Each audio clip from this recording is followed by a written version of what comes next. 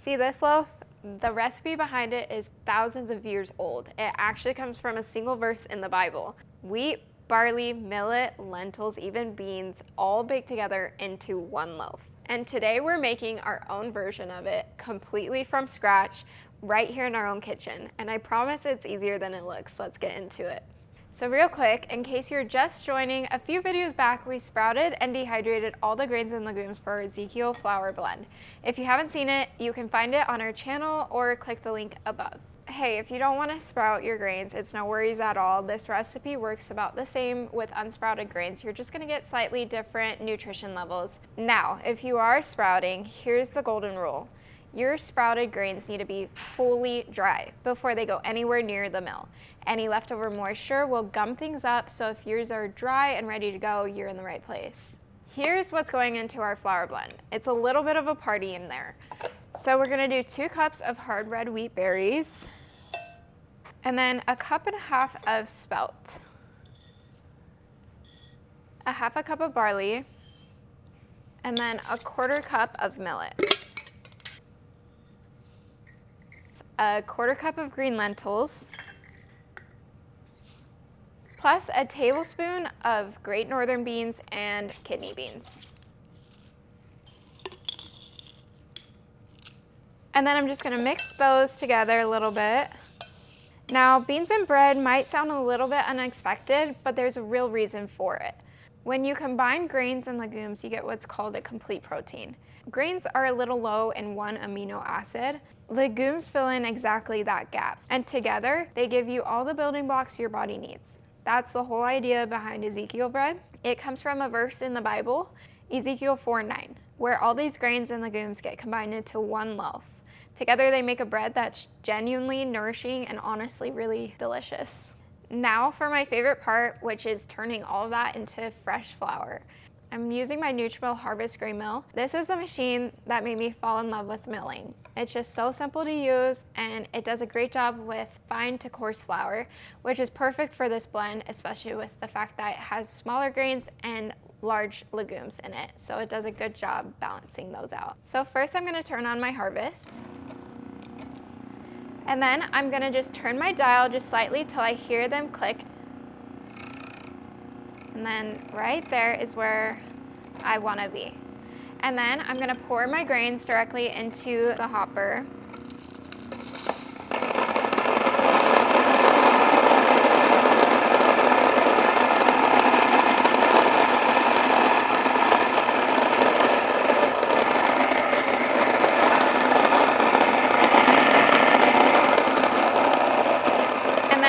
Tighten it a little bit if you want finer, but because there are beans in here, I'm gonna keep it a little bit more coarse.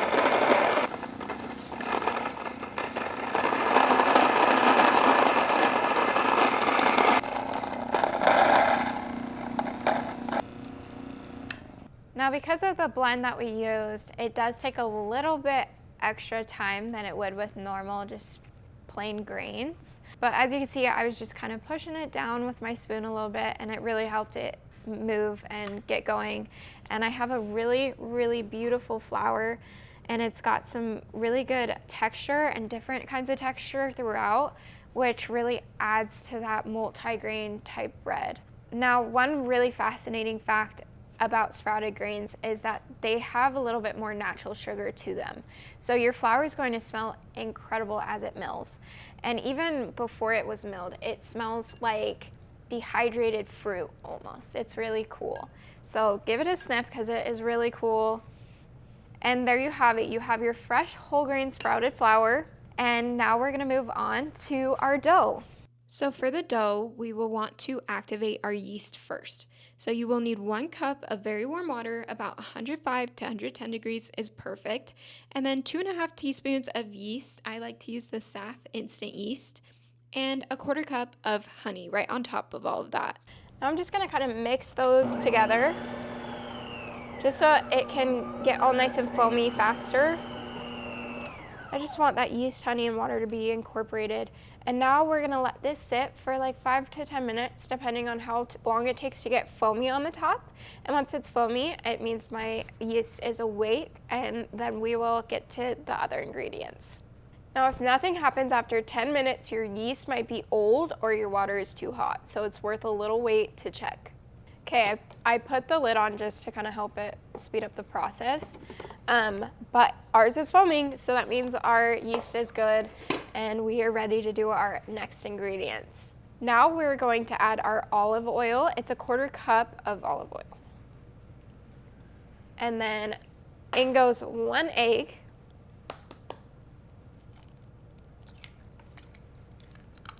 Then we'll add the first 2 cups of our flour and mix until it's smooth. The reason why we only add 2 cups in at first is so that we don't add too much flour in. We don't want our dough to be too dry, otherwise it will ruin it. So we're gonna add in the flour later, like the rest of the flour.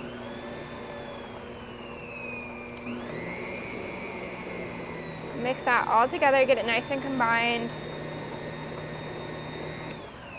Okay, so now that that's all combined, we're just gonna let this sit for about 10 to 15 minutes so that that little bit of flour can really soften in the wet ingredients, and then we'll add the rest of our flour. It just allows our dough to really soak up that moisture and softens our bread at the end of the day. So I'm gonna put my lid on so that it is extra moist, and then we'll be back in 10 to 15 minutes. So it's been about 10 to 15 minutes, about 15 minutes-ish, and it is looking really foamy and fluffy, and it looks like it soaked up that water pretty good. And so now we have 2 cups of flour left. So what we're gonna do is just add those 2 cups in very gradually, just so we don't put too much flour in, because then you can't go back. So I'm gonna start the mixer and just slowly add that in.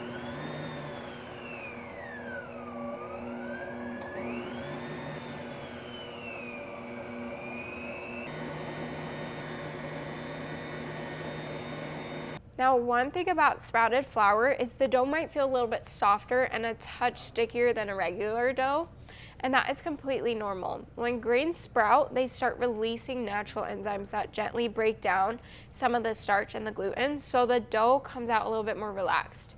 So don't panic and dump a ton of extra flour. The dough is gonna tell you when it's ready. So as you can see, I've been kneading it for a little bit, and it finally turned into a ball of dough. It's definitely a little bit tacky, a little bit sticky to the touch, but it's still put together. So I think I'm gonna leave it where it's at. I'm not gonna add any more flour, and I'm gonna knead it just a little bit longer so it can get a little bit more gluten structure into it. But remember, Ezekiel bread, the grains that you're using, it's really not gonna be like a normal bread dough, and that's okay. So we're gonna just let that go for a little bit longer.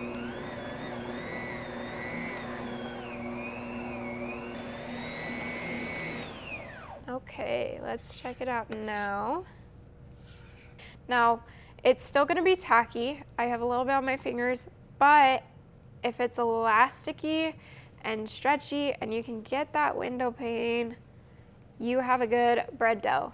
So we're gonna stop it here and we're gonna put it in a greased bowl. Take it off of that dough hook. I already greased, oh, I might have to grease my hands too. Yeah, you might want to grease your hands. I didn't, so I'm gonna have bread all over me, but I'll put that dough right into this bowl right here. So now it's into a greased bowl and I covered it up, and now we're gonna let it rise until it's doubled. Here's a fun difference with sprouted grains. Because they've got that extra natural sugar, your yeast has more to snack on. So things can move a little bit faster than you'd expect. So instead of watching the clock, watch the dough. It usually takes around an hour and a half to 2 hours, but if yours doubles sooner, trust your eyes over the timer. As you can see, our dough has doubled in size. I'm gonna take that plastic wrap off, and it's super light and fluffy.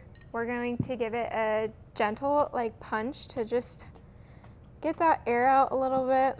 Okay, so I just put a little bit of oil on my hands just because it's a little bit sticky, but we're gonna just take that dough out.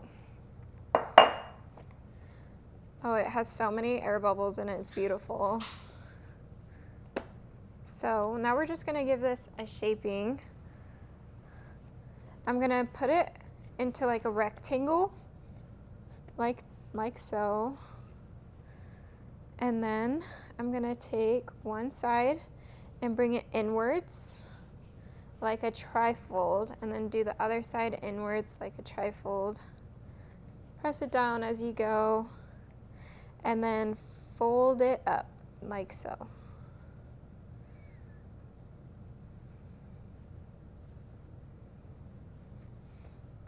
Once you get to the end, we're just gonna kind of tuck those sides down and into the bottom.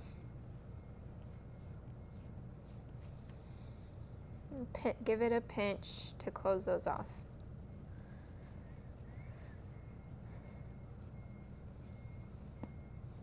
Okay. And there you have your loaf.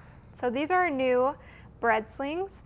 We updated them so that it has all four corners and it fits in perfectly into our cast iron bread pans, which I love because now I don't have to grease my pan at all, and it'll be super easy to take out when it's done. So now I'm just gonna put that loaf seam side down into my bread pan.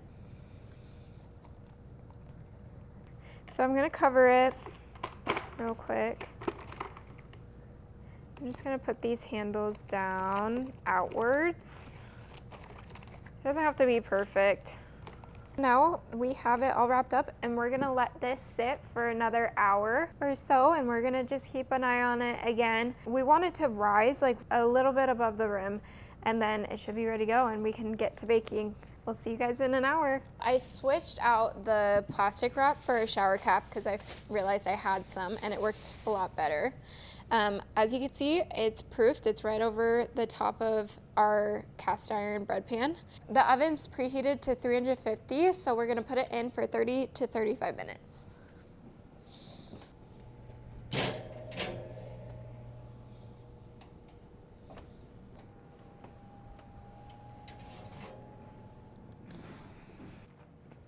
Okay, she is done and she is perfect. We're gonna take it out of the pan so it can cool. See how easy that came out? There was no butter, no spray, so super convenient. Look at that. I know this is the hardest part, especially for me, but we have to let it cool. So we can't cut into it quite yet, but we will soon. And there it is, homemade Ezekiel bread from grains we sprouted, dehydrated, and milled ourselves. It's nutty, it's a little bit sweet, and it's the kind of bread that actually fills you up and is so, so good for you. If you made it this far with me, thank you. There's something really special about making bread this way, start to finish with your own hands. And if this was your first loaf, I would genuinely love to see it, so leave a comment and let me know how it turned out. And if you want to keep baking with us, that little subscribe button is right there. And happy baking, friends. See you in the next one.